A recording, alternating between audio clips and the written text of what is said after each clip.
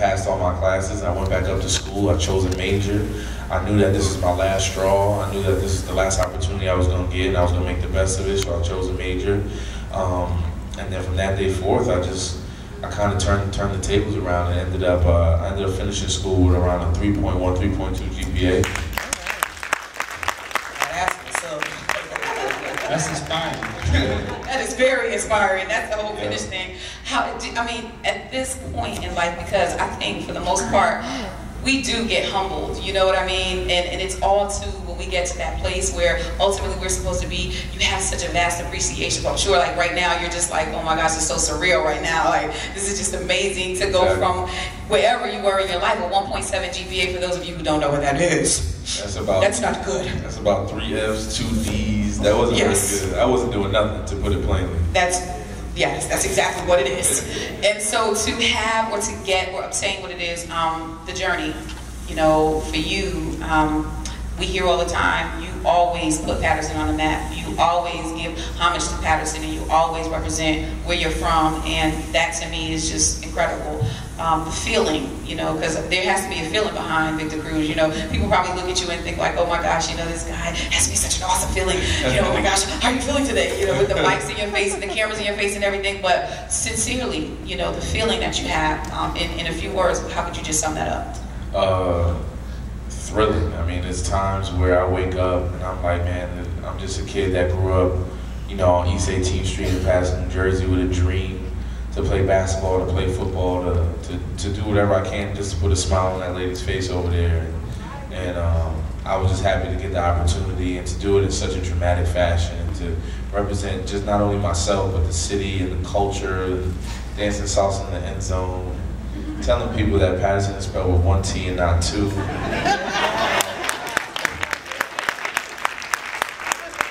So it's just a mixture of all of that I, you know, and even my entire journey, I just think about everything that I had to go through, and making sure that I'm going to be the one to tell, you know, to tell the NFL when I'm done playing, and not letting it be the other way around, and controlling my own destiny.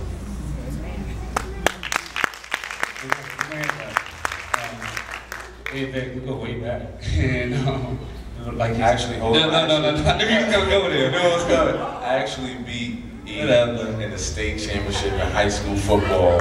Paterson Catholic versus Daily. I never let him live that down. Whatever. The rest of his life. Whatever. It was a great game, though, to say the least. And you know what? That was my first time going to the state championship. We had to face PC. It was a big hype-up game. You know, Don Bosco Tech closed. You know, they tried to talk me into going to PC. I was like, no, I don't want to go there. I went all the way down to Madison, New Jersey, and I went to school down there. Yeah, but we ended up meeting up in the state championship, and right here in Paterson. And it was a brawl, but you know, we landed up on. I think that was one of the very first state championship games that was played right here in Paterson. Correct. Yeah, so that was good. Correct. I remember. Big shout out to Benji Wimberly, by the way. Yes, his hands on a lot of them. That's my big brother, by the way. Yeah, I think I came to that game actually. I don't know who was playing. Let's change the subject. I was just like, go, yeah, y'all go. Let's change the subject. I know, we won. Anything you want to say to encourage the young people in the community, specifically Paterson, because our young people, as you know, we're in the middle of a crisis.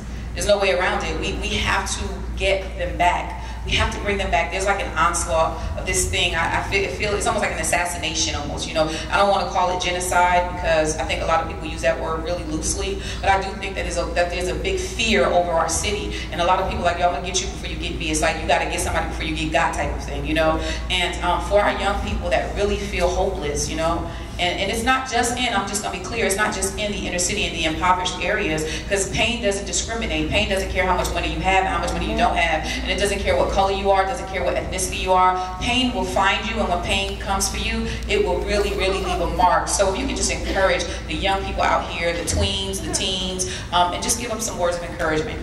I just think, you know, all of you have dreams and goals, and you know, whether you want to play football, whether you want to be a doctor, whether you want to be a lawyer, I just think that whatever that dream is, grab a hold of it and make sure that you're taking the necessary steps to achieve that dream. And there's going to be bumps in the road. There's going to be people that tell you you're too slow, you're not smart enough, you're not tall enough, and they're going to try to tell you things to try to derail your dream and derail your path to greatness and to success. But stay focused, keep your dreams alive, keep your goals intact, and you know, treat those bumps in the road as that.